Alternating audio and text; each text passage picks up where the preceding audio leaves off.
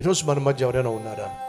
నా వల్ల కావట్లేదు బ్రదర్, నాలో ఉన్న నిరుత్సాహాన్ని, నాలో నన్ను ఆవరిస్తున్న అలుముకుంటున్న నిరాశను ఎదుర్కోలేకపోతున్నాను, డిప్రెషన్ని ఎదుర్కోలేకపోతున్నాను, ఒత్తిడిని ఎదుర్కోలేకపోతున్నాను, అపజయాన్ని ఎదుర్కోలేకపోతున్నాను, ఆర్థిక సమస్యల్ని ఎదుర్కోలేకపోతున్నాను, నా శరీరంలో ఉన్న బలహీనతలను బట్టి ధైర్యంగా రోగాన్ని ఎదుర్కోలేకపోతున్నాను, మానసికంగాను శారీరకంగాను బాగా కృంగిపోయాను, నిరాశ నిస్పృహ నన్ను ఆవరిస్తూ ఉంది.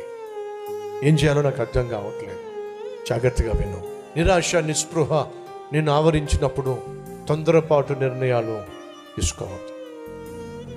నిన్ను నిరాశలోనికి నిస్పృహలోనికి సైతాను ఈడ్చుకొని వెళ్ళి లేనిపోని ఆలోచనలు తీసుకొస్తాడు. ఈ మనిషితో నేను ఇక బ్రతకడం కష్టం, ఈ మనిషిని భరించటం కష్టం, ఈ మనిషిని సహించటం కష్టం, వదిలేస్తే పోతుంది అనే ఆలోచన నీకు పుట్టించవచ్చు. ఇక జీవించటం కష్టం, ఇక బ్రతకడం కష్టం, బ్రతికి నేను సాధించగలిగింది ఏమీ లేదు, చచ్చిపోతేనే బెటరు అనే ఆలోచన సైతాన్ని తీసుకొస్తాడు. వదిలేసేయ్, ఈ మనిషిని వదిలేసేయ్, నీ దారి నువ్వు చూసుకో అనే ఆలోచన తీసుకొస్తాడు. ఆ రోజు శారాకు ఎటువంటి ఆలోచన వచ్చిందో తెలుసా అండి? ఎటువంటి ఆలోచన సైతాన్ తీసుకొచ్చాడో తెలుసా? శారా యెహోవాను నమ్మింది, అబ్రహాము యెహోవాను నమ్మారు, ఇద్దరు కూడా వాగ్దానం పొందుకున్నారు. అటువంటి సమయంలో శారా వచ్చి ఏ ఆలోచన ఇచ్చిందంటే, నవ్వండి, నా వల్ల కావట్లేదు. ఏమైంది శారా?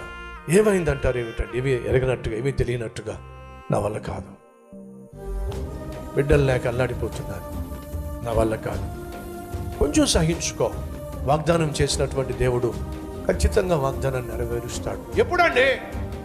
ఎంతకాలం అండి? మళ్ళా చెప్తున్నా, కొన్నిసార్లు భార్య వేసే ప్రశ్నలకు భర్త దగ్గర జవాబు ఉండదు, భర్త వేసేటటువంటి ప్రశ్నలకు భార్య దగ్గర జవాబు ఉండదు. జవాబు దొరకనటువంటి పరిస్థితి గుండా నువ్వు వెళ్తున్నప్పుడు జవాబు ఇవ్వగలిగిన ఒక దేవుని వైపే నువ్వు తిరగాలి తప్ప లోకం వైపు కానీ లేక సైతాను ఇచ్చేటటువంటి తొందరపాటు నిర్ణయాల వైపు కానీ నువ్వు ఒకవేళ తిరిగినట్లయితే భారీ మూల్యము చెల్లించక